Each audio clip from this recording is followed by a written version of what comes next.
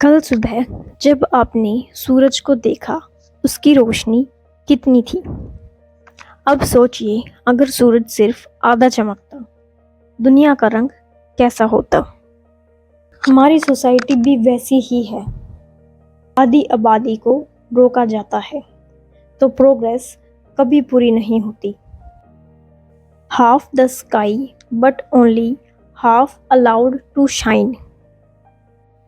ये सिर्फ कहानी नहीं, ये हर गली, हर ऑफिस, हर स्कूल की रियलिटी है, जहाँ लड़का और लड़की के बीच एक इनविजिबल वॉल खड़ी कर दी जाती है। आज मैं आपको एक जर्नी पर लेकर चलूँगी, जेंडर डिस्क्रिमिनेशन से जेंडर इक्वालिटी तक। ये कहानी सिर्फ महिलाओं की नहीं, बल्कि हर इंसान की है। पहले हम समझते हैं रूट्स ऑफ डिस्क्रिमिनेशन।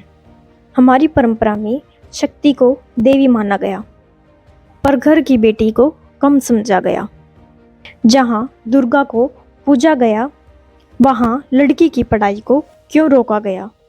यूनेस्को के रिपोर्ट्स कहते हैं कि रूरल भारत में 30% लड़कियां 10वीं के बाद स्कूल छोड़ देती हैं, सिर्फ इसलिए क्योंकि घर वालों को लगता है कि लड़कियों को ज़्यादा नहीं पढ़ाना चाहिए।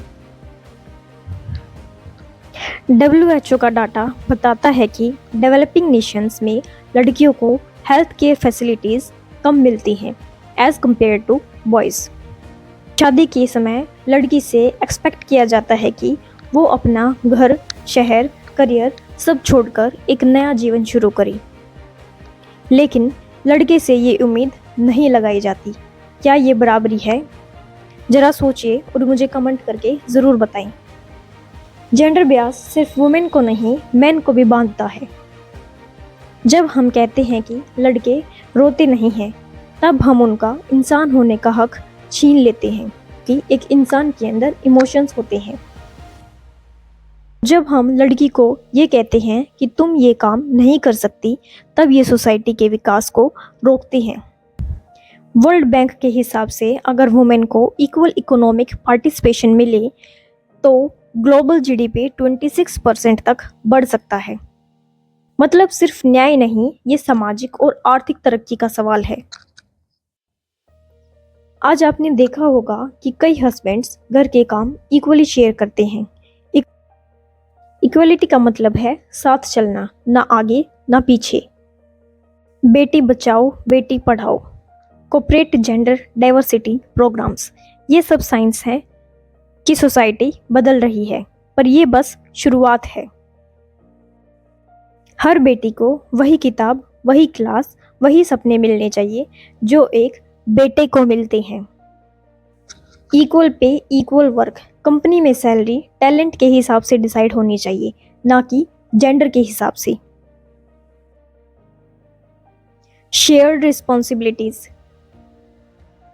घर का काम सिर्फ माँ का नहीं, सबका है। पापा, बेटा, बेटी सब मिलकर करेंगे, तब जाकर जेंडर इक्वलिटी।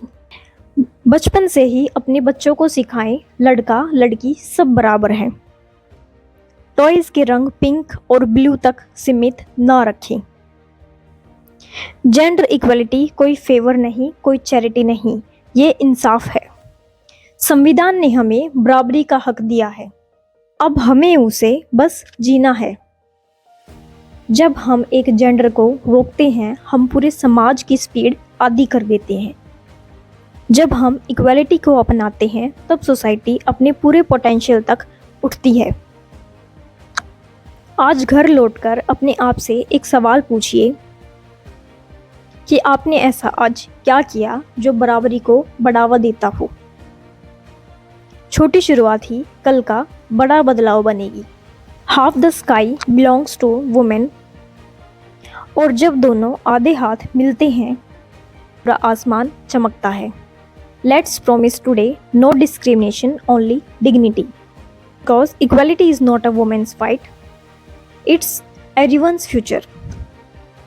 अगर आपको मेरी ये वीडियो पसंद आई हो तो लाइक, शेयर, सब्सक्राइब करना ना भूलें और कमेंट करके ज़रूर बताएं कि आपने ऐसा क्या स्टेप लिया जो जेंडर डिस्क्रिमिनेशन को ख़त्म कर सकता है।